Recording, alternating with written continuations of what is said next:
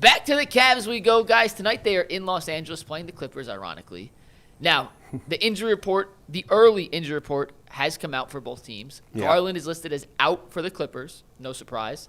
Harden is not listed at all on the Cavaliers injury report. So I don't know. Does that mean he's going to play, or does that mean? I don't know. I don't know how to. Did the trade officially process, Mike? Wouldn't that change the wording there? They listed Garland on the Clippers. If Garland's listed on the Clippers, then the trade has to have been approved. So I don't know about Harden, but Yeah. I do know that Keon Ellis and Dennis Schroder are both expected to make their debuts for the Cavaliers. Those are the two Right. players they acquired from the Kings and the DeAndre Hunter earlier. Right. But what do you? I know you're staying up till 10:30 for tip-off tonight to watch You know what? this game. I think I'm going to. We all have to. Oh, I am. Yeah. We have to. But what do you expect from the new? We'll start with Keon Ellis Yeah. and Schroeder. We'll get to Harden in a sec. But from I- those two, what are Listen, your I'm not an expectations? authority on Ellis and Schroeder. I'll say this about Schroeder just from reading about him. He's a weird guy, right? Like, it's like half the teams he goes to, he's great. Everybody loves him, and he plays well. And then the other half, he stinks. Everybody hates him, and he doesn't play well. So I don't know what to make of it. I would think being with Donovan Mitchell and James Harden would be a positive, and he's kind of a little bit of a pain in the He's a pain in the neck, dude. Which so the Cavs need. So they've with this group, they've Yeah. not had a guy that's kind of an a-hole. Yeah, That right. the other teams look at that say, that guy is a pain in my butt. Right. Schroeder could be that for the Cavs. Yeah. I don't want to get too far. I mean, he's a role player, but but he's right. been a solid role player on good teams. Yeah, he has. No commodity, right? Yeah. I mean, he's been around forever. He's been on so many teams. Played in a lot of playoff games. Yeah. I mean, those are pretty good numbers. Yeah, he's never been a great three-point shooter, but he has had stretches of his career where he's really scored. But I think you're getting him for his steady presence. Yeah. Can handle the point and to be a pest. I think with Ellis, it's probably more about defense for this team. Yeah, right. So I'm interested to see where he fits. Does he play a significant amount of minutes to guard the other team's best player in certain situations? Are we kind of figuring it out here? And with so many moving parts, I don't think it's going to be tonight or within a week. Right. That we find this out, but it's certainly an energy guy and young guy that the Cavs clearly think they have some upside. I mean, the main takeaway from people who knew the Kings best was how did they not get more for Keon Ellis? Yeah, right. So you've added 3 guys that are going to play legitimate minutes once Harden comes in, which may or may not be tonight. There's a lot of adjusting for this team. And so there may be a bunch of games where they look ugly, and then I don't even really care that much about wins losses for the next couple of Wins weeks. and losses do not matter. Right? Like you want to get to the point where they're kind of finding their way as a team with chemistry as we get to the playoffs. They've got 10 weeks to do it. I want to see them.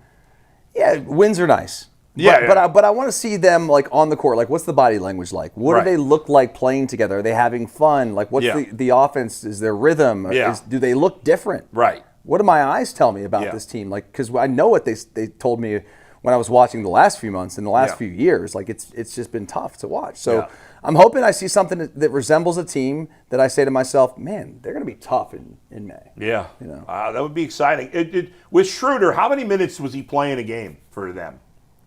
Throughout his career? Or No, his this most past recent season. stop? This season, how many minutes per game was he playing? I can tell you right now. You can tell me So that give because I'm curious because I thought his numbers for the season were pretty good. Yeah, they are. He's solid. He plays 26 and a half minutes. Okay, so bring up his numbers again there if you can, Steve. For a guy playing 26 minutes to average 13, 5, and 3, that's pretty good. He's a good player. Yeah. And by the way, he was drafted by Kenny Atkinson when Kenny was the coach or an assistant coach in Atlanta. Yeah. So he has familiarity with Kenny. Yeah, well, I don't know. He's played on so many teams, Yeah, right? yeah, He's that's played on true. 10 teams. I'm just saying Kenny was part of the staff. He that was, drafted right. Yeah, all right, good. So I'm looking apparently forward all the to reports was Kenny reached out to Jordy Fernandez, former Cleveland Charge head coach, who's now the head coach of the Nets. Schroeder was awesome with the Nets a couple of years ago. He got traded to Detroit mid-season last year. He was with Golden State. Yeah. He's had Why some has really he good been runs. so good some places and others it's been a disaster? A lot of his opportunity. Yeah. With the Nets, he was their starting point guard. Yeah. He's good enough to be your starting point guard if you're not a good basketball team, and he's a great third guard off the bench. He's so like he's in a Jameis perfect role Winston here. or Kyler Murray. The rotations are certainly going to be a work in progress. Oh, yeah. But the Jaylen Tyson ascension has been helped. important. Yes. It's helped, and it's so important going forward. Yep. So we're not going to see that until Harden's in there Yeah. more, in terms of what his role is really going to be for the playoffs. But, I think that when you get rid of DeAndre Hunter and you bring in Keon Ellis, you're thinking this guy is going to play X amount of minutes as a key defender. going to ask him to make some shots. Yeah. The way Tyson has continued to make shots, his up to your offensive ceiling, obviously Harden raises that too. So it's an exciting time, but I think we're weeks from getting clear answers. Yeah, no doubt about it. Isn't it funny?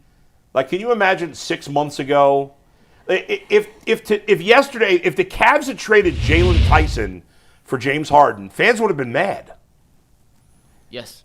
Right? Yes. Like, if I would have told you 6 months ago, fans would rather trade Darius Garland than Jaylen Tyson, you would have said nuts. Yeah. You would have said you're crazy, Yeah. and maybe you are, but, like, this guy was a non-factor last year in the second year in the league. He's arguably been their second best player. It's a really good pick. It's a really good pick. And I think in the last 6 or 8 weeks, he's gone from, energy guy and spurt player to, man, we're really going to count on this guy. Yes, in certain 100%. stretches when the game's count. FanDuel's finally caught up with his props. Yeah. They realize this guy's not just a scrub. No, yeah, exactly. Let's go 2 weeks ago. Let's go a month ago, just for the sake of this. What would you have said the Cavs' biggest weaknesses were as a basketball team? Or what were your Rebounding. biggest concerns about this team in a playoff? Toughness, number one. Toughness, yes, and rebounding. Lack of defense. Toughness certainly at the top of the list, but making threes. And also. they haven't been able to shoot they threes haven't this done year. them at So the we'll volume get to that the they did threes in in the one past. sec. Yeah. But in terms of just toughness, they have added Keon Ellis, who is, I'm telling you, Cleveland fans are going to love this dude. Yeah. You add Is he like a Lou Dort, like a poor man's Lou Dort?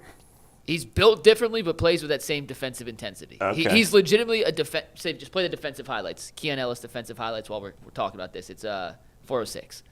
Defensive menace, tough, Yeah. ain't scared of nobody.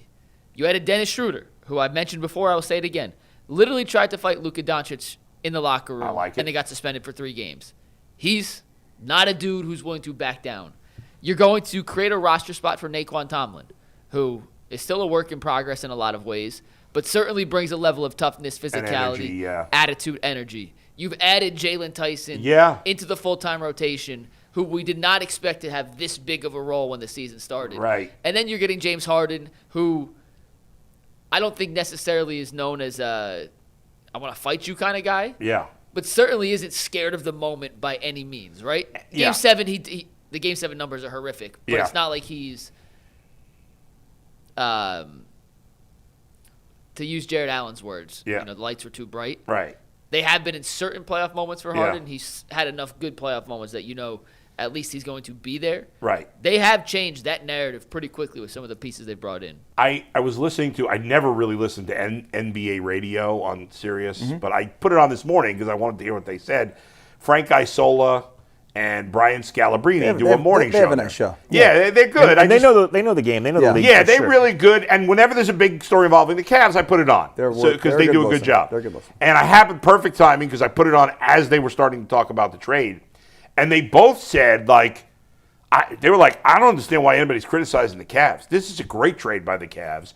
And they made the point, Scalabrine made the point, and I think this is really telling coming from a former player. He's like, James Harden is just a different level of player than Darius Garland. Yes, he is. And so the other players have a respect for that and a concern for that. No matter what you think of Harden, he was like, we know he struggled in the playoffs. He is looked at a different way and is taken in a way more serious. I can't remember the exact words he used than Darius Garland He gets is. a certain level of reverence from the other guys in the league where Garland doesn't. You game plan for James Harden. Yeah. You don't game plan for Darius Garland the same way. Put it this That's way. what he said. If you're D'ing up James Harden at the top of the key, you're worried that this guy's going to just pull up on you at any given moment. Right. You're not that worried about Garland. No. Remember last May when you couldn't take Donovan Mitchell out for 30 seconds? Yeah, that's right. True. In game 95. Right. Yeah. He's come up to game 5 in a wheelchair. Right. Just now you can take him out. Schroeder can play both guard spots. Harden can play both guard spots. Yeah. You give him a real rest. Obviously, the people's worry is the chemistry, how your offense changes when James Harden is two-ball dominant. And I think the game 7 failure of Harden's pass sticks with people. Yeah. But you got to get to game 7. That's right. You're not getting there. No. You weren't getting there the way it currently is. And the chemistry concerns are fair, but I think, and maybe it won't work out, but the fact that Donovan Mitchell is clearly at the very least, on board with this move tells you that these guys want to make it work. So if the two parties, Donovan Mitchell, James Harden, want to make it work, you got to think there's at least a decent chance it will. There's no doubt that Donovan signed off on this. I mean, Well, 100%. they're not making the move. 100%. I mean, in the Athletic article this morning, Yeah. Jason and Joe Said he. all but confirmed that Donovan was a big part Yeah. of this. Right. So he wanted this to happen. The first trade is one that you make because everybody in the league's starting to get active. You start to look at the numbers. Yeah. You know, maybe it comes together quickly. Maybe it's a result of something else that didn't work. Yeah. Like a trade for James Harden is something that multiple people are in on and didn't happen. It got hot in a day. Right. But it happened over multiple conversations, multiple avenues, multiple layers of the organization. And if anybody thinks that Donovan Mitchell isn't at the top layer of the organization, they're just denying the truth. The guy makes a lot of money. The guy's your best player. You're committed to him now and want to be committed to him in the future. Of course he had input on it. And you got three players that you have a level of excitement for, and you trade away Garland, who can't stay on the court, and DeAndre Hunter, who's we're all like, he stinks Disappointed this year. One other thing I want to point out. So the closest comparison I think you could find to Harden's situation now in Cleveland throughout his career was either the Houston year where they made the Western Conference Finals, were one game away from the finals, where he played alongside Chris Paul in the backcourt, or when he was in Brooklyn, but he had Kevin Durant as the third guy, so the usage was a little thrown off. But I went and looked at the numbers and the minutes played with him and Chris Paul, because those are two primary ball handlers sharing the backcourt together. So that season, James Harden played 35 minutes a game. Chris Paul played about 32. Mike D'Antoni, who, by the way, was the head coach of the Atlanta teams that Kenny Atkinson was an assistant under, so there is some familiarity there, always kept one of the two on the court at all times. As long as the game was close, one of the two was on the court at all they'll do the times. same thing here, of course. So of the 35 minutes James Harden played, about 19 and a half, if you want to round up 20, keep it even, 20. Yeah. They shared the court together. And then Harden had 15 minutes along his own, running the offense as the solo ball handler. And then Chris Paul had about 12 minutes on his own. Right. I expect that to be flipped here. Donovan with about 15, Harden with about 12, and I bet you they shared the court for about 20. So if Harden does play tonight, this will not be anything close to a playoff rotation in terms of the numbers. Right. But I bet once it gets settled in, I bet you that'll be around the split. 20 minutes together, 15 as Don as the primary ball handler, playmaker, creator, initiator, 12 with Harden. Didn't Chris Paul get hurt during that series? Yeah, game 6. Right. And weren't they up 3-2? They were up 3-2, and then they had the horrific game 7 where they missed 27 straight Right, threes. and Harden was terrible. Yes. Yeah. Horrific. And also remember. worth We noting, were killing real him quick, on the air, I think. Yeah, you know why. when he was in Brooklyn with the big three, Harden's usage rate was 28%. Yeah. Garland's usage rate this year was 27%. Yeah. So he's been in a lower usage situation before. His numbers in Brooklyn with those guys, it was a short stint, but he averaged 12 assists per 36 minutes. It's gonna be just fine.